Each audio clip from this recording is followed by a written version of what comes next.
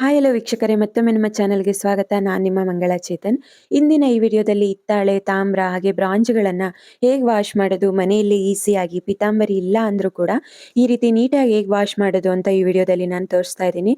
ಅದಕ್ಕೂ ಮುಂಚೆ ನೀವೇನಾದರೂ ಈ ಚಾನಲ್ಗೆ ಫಸ್ಟ್ ಟೈಮ್ ಭೇಟಿ ಕೊಟ್ಟಿದ್ರೆ ಮಿಸ್ ಮಾಡದೆ ಲೈಕ್ ಮಾಡಿ, ಶೇರ್ ಮಾಡಿ ಹಾಗೆ ಸಬ್ಸ್ಕ್ರೈಬ್ ಮಾಡಿ.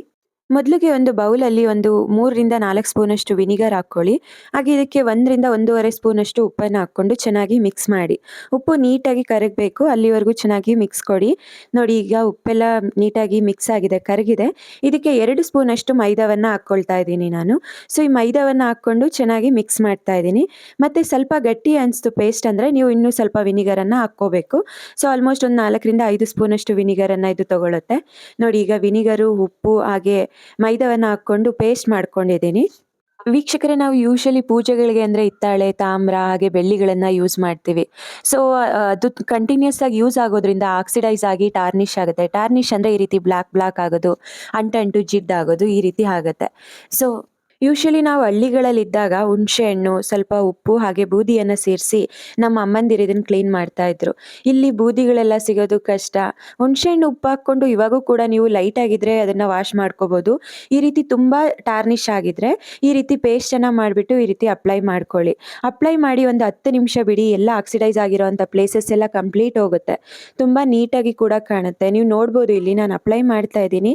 ಆಲ್ರೆಡಿ ಅದು ಅಲ್ಲಿ ಶೈನಿಂಗ್ ಕಾಣ್ತಿದೆ, ಅಂದರೆ ಆಕ್ಸಿಡೈಸ್ ಆಗಿದ್ದೆಲ್ಲ ಹೋಗ್ತಾ ಇದೆ. ಸೊ ನಾನು ಒಂದು 4ರಿಂದ 5 ಐಟಮ್ ಇರೋದಕ್ಕೆ ಇಷ್ಟು ಪೇಸ್ಟ್ ಮಾಡ್ಕೊಂಡಿದ್ದೀನಿ. ಇನ್ ಕೇಸ್ ಏನಾದರೂ ಜಾಸ್ತಿ ಐಟಮ್ಸ್ ಇದ್ದರೆ ನೀವು ಪೇಸ್ಟನ್ನು ಇನ್ನೂ ಜಾಸ್ತಿ ಮಾಡ್ಕೊಳ್ಳಿ, ಅಂದರೆ ಡಬಲ್ ಅಥವಾ ಟ್ರಿಪಲ್ ಕ್ವಾಂಟಿಟಿ ಮಾಡ್ಕೊಳ್ಳಿ. ಸೊ ನೋಡಿ, ಇದೆಲ್ಲ ಹಳೆ ಪೂಜಾ ಐಟಮ್ಸು ನಾನು ಹಾಗೆ ಇಟ್ಟಿದ್ದೆ, ಆಕ್ಸಿಡೈಸ್ ಆಗಿತ್ತು. ಈ ಪೂಜೆಗೆ ಮತ್ತೆ ಯೂಸ್ ಮಾಡಬೇಕಂದ್ರೆ ಇದೇ ಥರ ಯೂಸ್ ಮಾಡಿದ್ರೆ ಚೆನ್ನಾಗಾಗಲ್ಲ. ಸೊ ಅದಕ್ಕಾಗಿ ಇದನ್ನು ವಾಶ್ ಮಾಡ್ತಾ ಇದ್ದೆ, ಹಾಗೆ ವಿಡಿಯೋನು ಕೂಡ ಮಾಡಿದೆ. ನೋಡಿ, ಈಗ ಒಂದು 10 ನಿಮಿಷ ಆಗಿದೆ ಪೇಸ್ಟನ್ನು ಅಪ್ಲೈ ಮಾಡಿ.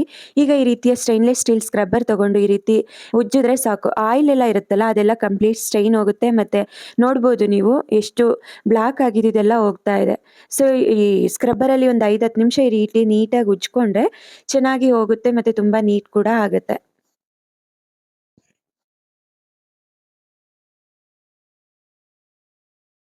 ಸೊ ನೀವು ಇದಕ್ಕೆ ಈವನ್ ವಿನಿಗರ್ ಅಥವಾ ಸಾಲ್ಟ್ ಹಾಕಿ ಕೂಡ ವಾಶ್ ಮಾಡ್ಕೋಬೋದು. ಅಥವಾ ನಿಂಬೆಹಣ್ಣು, ಸಾಲ್ಟು, ಅಂದರೆ ಸಿಟ್ರಿಕ್ ಆ್ಯಸಿಡ್ ಕಂಟೆಂಟ್ ಇರೋಂಥ ಫ್ರೂಟ್ಗಳನ್ನು ಕೂಡ ನೀವು ಯೂಸ್ ಮಾಡ್ಬೋದು. ಏಕೆಂದರೆ ಆ್ಯಸಿಡ್ ಅಲ್ಲ, ಈ ರೀತಿಯ ಟಫ್ ಸ್ಟೈನ್ಗಳನ್ನು ರಿಮೂವ್ ಮಾಡುತ್ತೆ ಅಂದ್ಬಿಟ್ಟು ಮೇನ್ ರೀಸನ್ ಅಷ್ಟೇ. ಸೊ ಕೆಲವು ಟೈಮು ನಿಮಗೇನು ಸಿಗಲಿಲ್ಲ ಅಂತ ಅಂದರೆ ನೀವು ಪಿತಾಂಬರಿಯನ್ನು ಕೂಡ ಯೂಸ್ ಮಾಡ್ಬೋದು. ಇನ್ ಕೇಸ್ ಪಿತಾಂಬರಿ ಇಲ್ಲ ಅಂದರೆ ನೀವು ಈ ರೀತಿಯ ಮೆಥಡನ್ನು ಯೂಸ್ ಮಾಡಿಕೊಂಡು ನೀವು ವಾಶ್ ಮಾಡ್ಕೋಬೋದು. ಹುಣಸೆಹಣ್ಣು ಉಪ್ಪು ಅಥವಾ ನಿಂಬೆಹಣ್ಣು ಉಪ್ಪು, ವಿನಿಗರ್ ಉಪ್ಪು. ವಿನಿಗರ್ ಎಕ್ಸ್ಪೈರ್ ಆಗಿರುತ್ತಲ್ಲ ಕೆಲವು ಟೈಮು, ಅದನ್ನು ಬಿಸಾಕಬೇಡಿ. ಈ ರೀತಿ ಏನಾದರೂ ದೇವ್ರ ಪೂಜೆ ಸಾಮಾನು, ಹಿತ್ತಾಳೆ, ತಾಮ್ರ ಇವೆಲ್ಲವನ್ನು ಕ್ಲೀನ್ ಮಾಡೋದಕ್ಕೆ ನೀವು ಇಟ್ಕೊಳ್ಳಿ. ನೋಡಿ, ಈಗ ಎಲ್ಲವನ್ನು ನೀಟಾಗಿ ಉಜ್ಜಿ ಈ ರೀತಿ ಸ್ಟೈನ್ಲೆಸ್ ಸ್ಟೀಲಲ್ಲಿ ಸ್ಟೈನ್ ಎಲ್ಲ ಹೋಗೋವರೆಗೂ ನೀಟಾಗಿ ಉಜ್ಜಿ ಕ್ಲೀನ್ ಮಾಡ್ತಾ ಇದ್ದೀನಿ.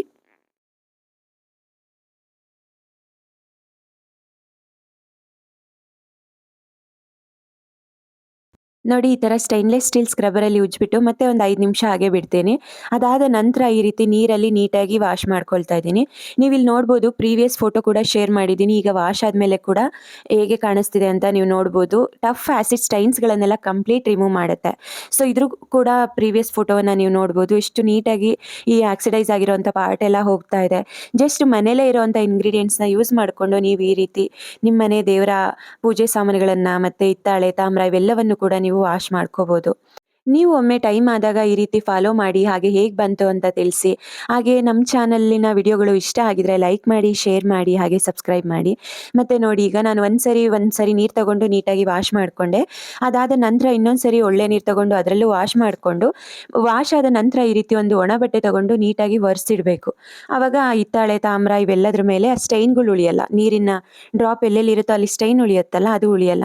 ನೋಡ್ಬೋದು ಈಗ ಎಷ್ಟು ನೀಟಾಗಿ ಕ್ಲೀನ್ ಆಗಿದೆ ಅಂದ್ಬಿಟ್ಟು. ಹಾಗೆ ನಿಮ್ಗೆ ಈ ವಿಡಿಯೋ ಇಷ್ಟ ಆಗಿದ್ರೆ ಮಿಸ್ ಮಾಡದೆ ಲೈಕ್ ಮಾಡಿ, ಶೇರ್ ಮಾಡಿ, ಸಬ್ಸ್ಕ್ರೈಬ್ ಮಾಡಿ. ಹಾಗೆ ಪಕ್ಕದಲ್ಲೇ ಇರುವಂತಹ ಬೆಲ್ ಐಕಾನ್ನ ಕ್ಲಿಕ್ ಮಾಡಿ. ಈ ವಿಡಿಯೋವನ್ನು ನೋಡಿದ್ದಕ್ಕಾಗಿ ನಿಮ್ಮೆಲ್ಲರಿಗೂ ಧನ್ಯವಾದ. Thank you so much friends.